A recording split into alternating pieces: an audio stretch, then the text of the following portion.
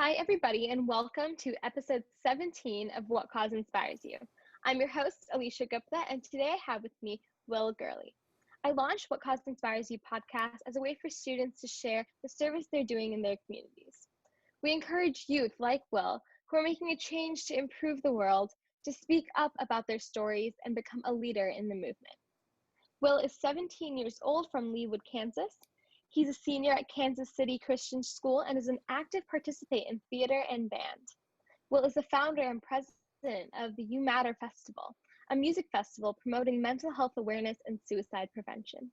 You can learn more about the You Matter Festival at youmatterfestival.net. We are recording this presentation and we'll post the video on YouTube by Saturday and the audio on Spotify by Friday. I'm so excited to have Will here with us today, and he's a part of the band. So to all of our listeners who play an instrument out there, shout out to you guys, and let's get started with that. Yeah, we love bands. Oh, yep, definitely. Personally, I can't play any instruments. I did try, but I commend everyone who is skilled in instrument playing. So Well, I can't play any wind instruments, so I'm right there with you. I'm rhythm section. Awesome. Well, I think that's a perfect segue into why you started this music festival. Actually, yes. So I grew up in a music-filled house. I'm sitting and I can see past my camera a couple guitars and basses sitting out because we don't really put our instruments away when we should. But I grew up in a music-filled household. My dad played guitar for as long as I could remember. My mom sang and she used to play violin. And my parents put me into piano lessons like as soon as I could like move my fingers.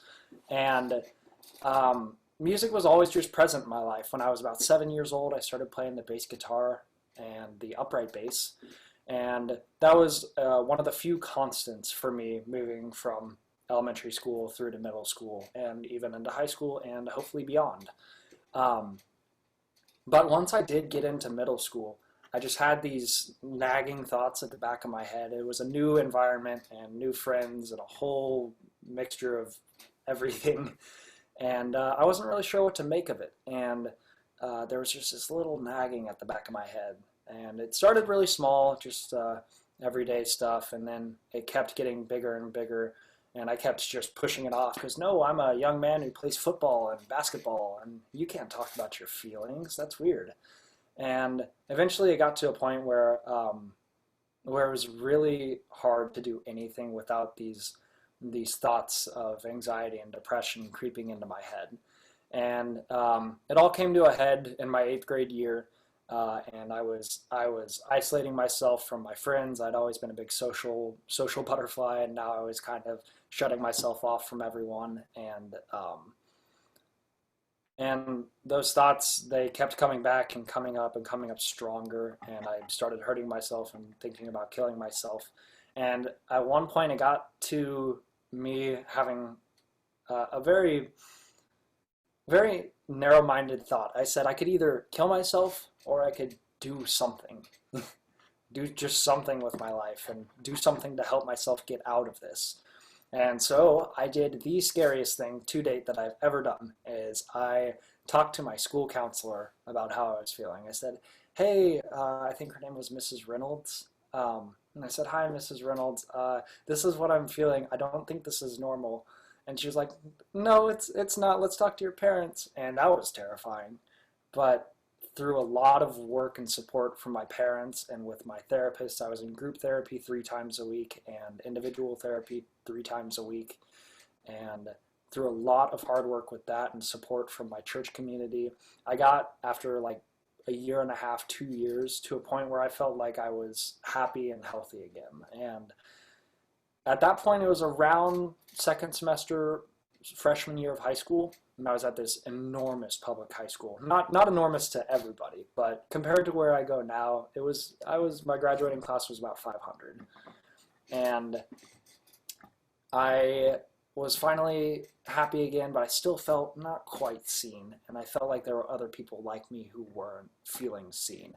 And then I watched the Grammys, and Logic, the rapper or hip-hop artist, whatever you want to call him, Logic, he performed his song 1-800-273-8255.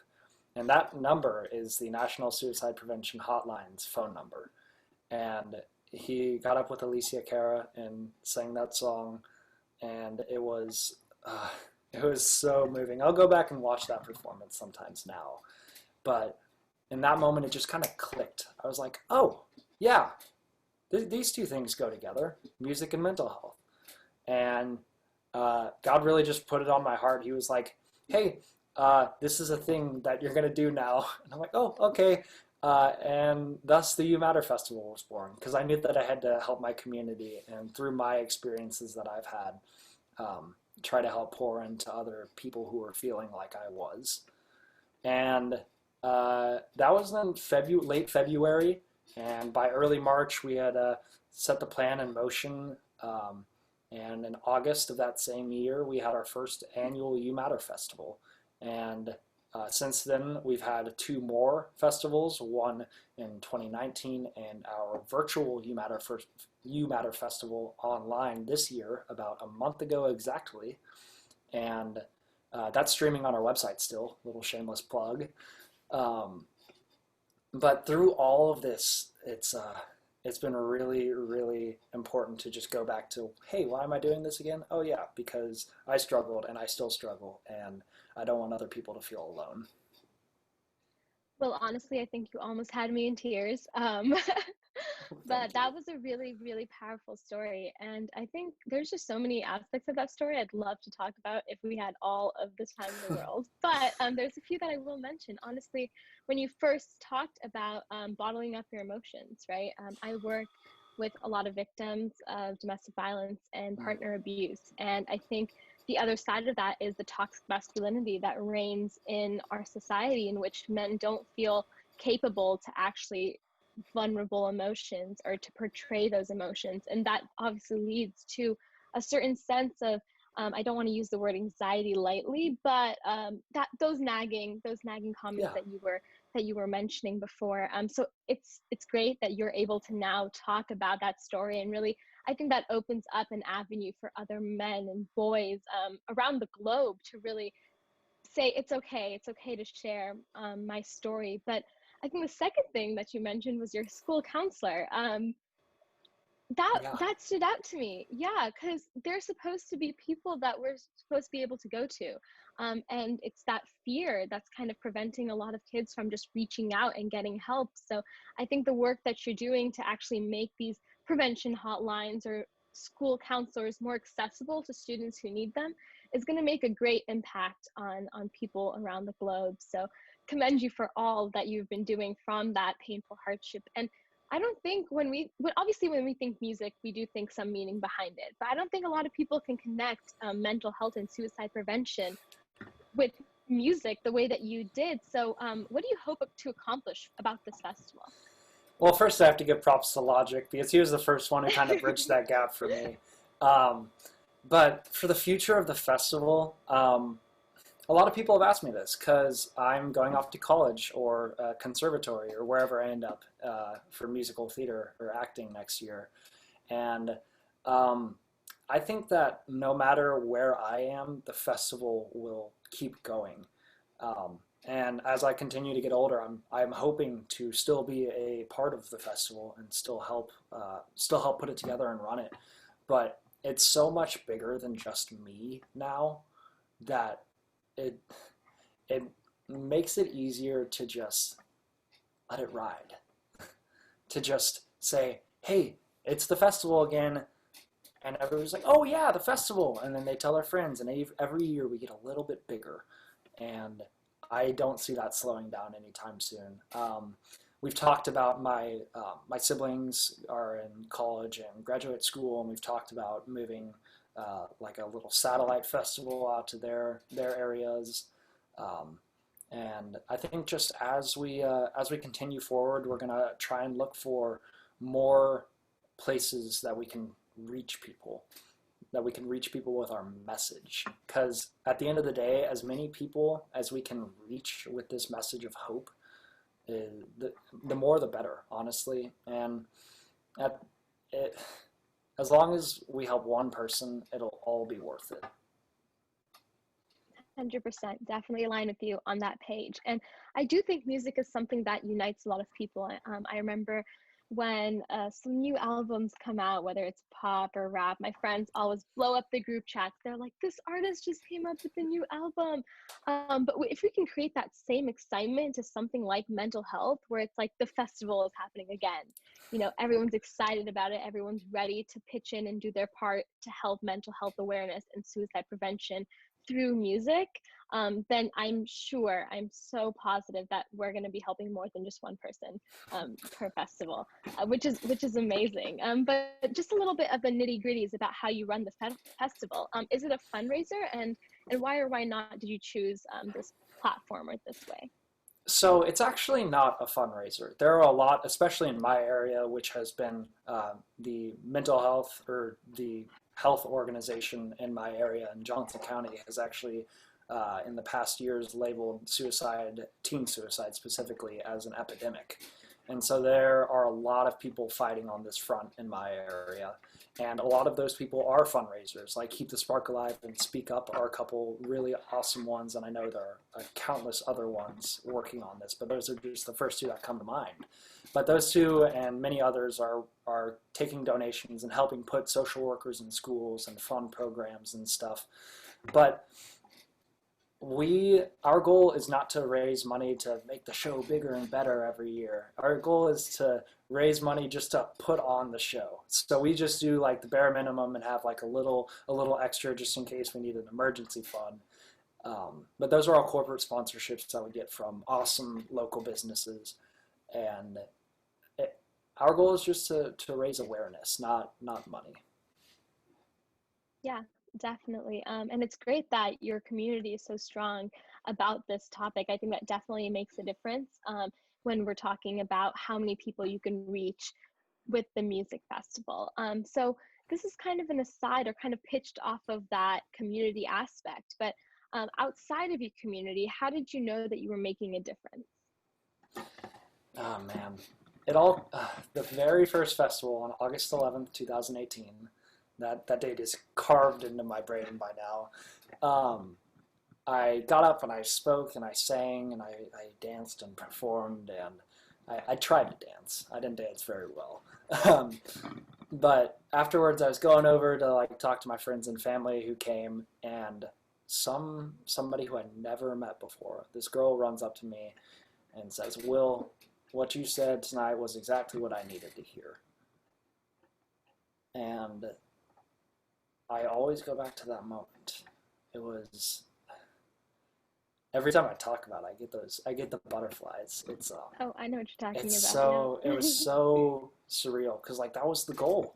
That was the goal, was to help one person, and I don't know who this person is. I don't know.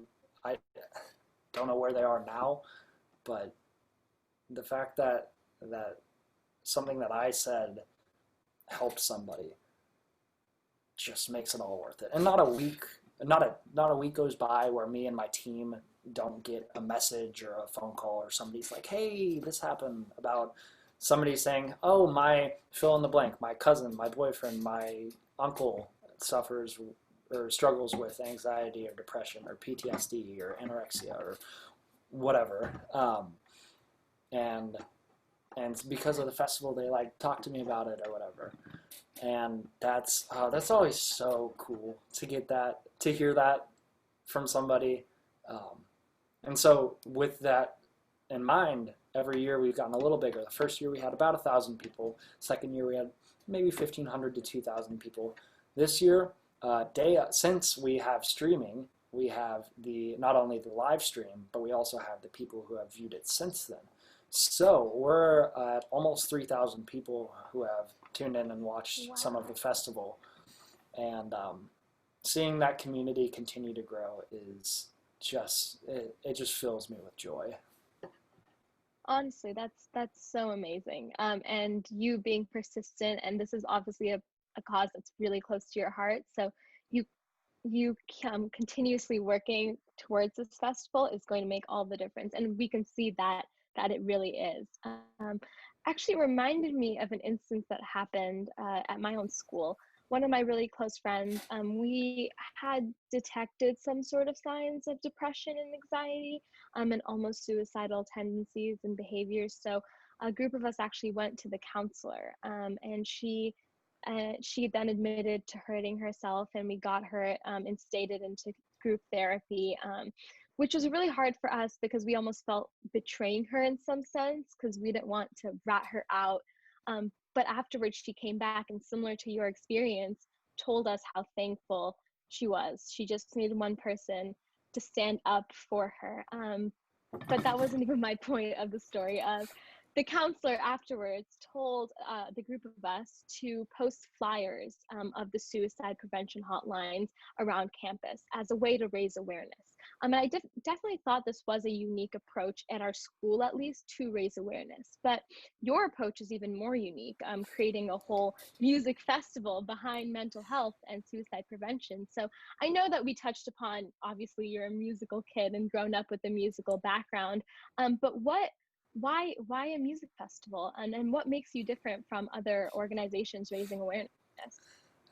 Man, man is a completely gender neutral term in my vocabulary, so I apologize.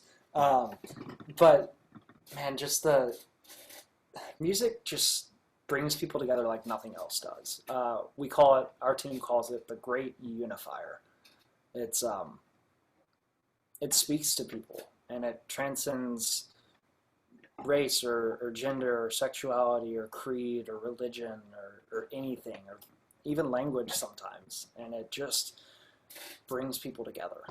And as a musician, as an actor, and as a performer, I stand by that. And like, I think that's what really makes us different. That's one of the things that makes us different, is we have this message, yes, of you matter, but the way we convey it is through music.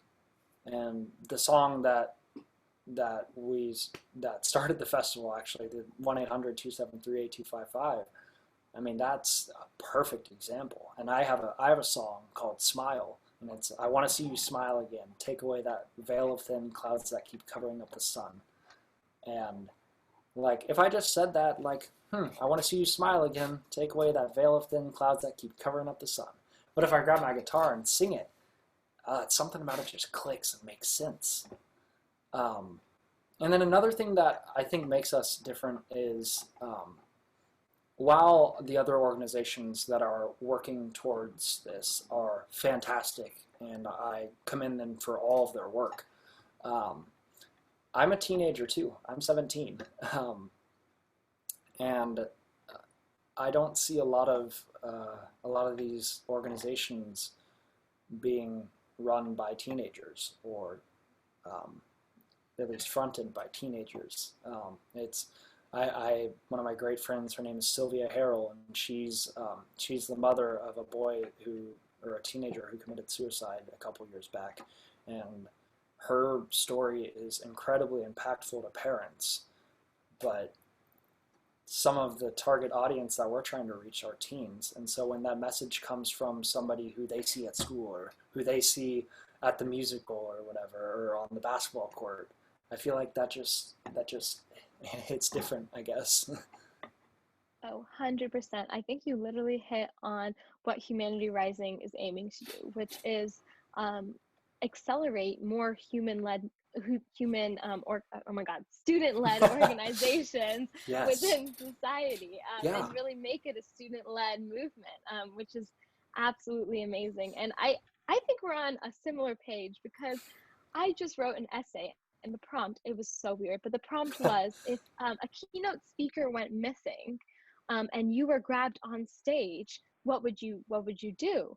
And I said that language is not a universal, or oration, speaking is not a universal language. Not everyone can understand it, but I'm a dancer. And so I said that art brings people together and unifies people, and it allows people to be more empathic. So yes, I cannot play an instrument, but kind of that same thing, right? Music, art, dance, those are the things that are really unifying our world, and those are the things that are going to be storytellers, and able to get messages across to all of our communities. So we definitely need more students like you, Will, who really take the lead and turn whatever happened to them in the past into a powerful movement for the future. Well, thank you. And with that, I think we'll, of course, yeah. Oh, With sorry. that, I do want to close up with one last question, though.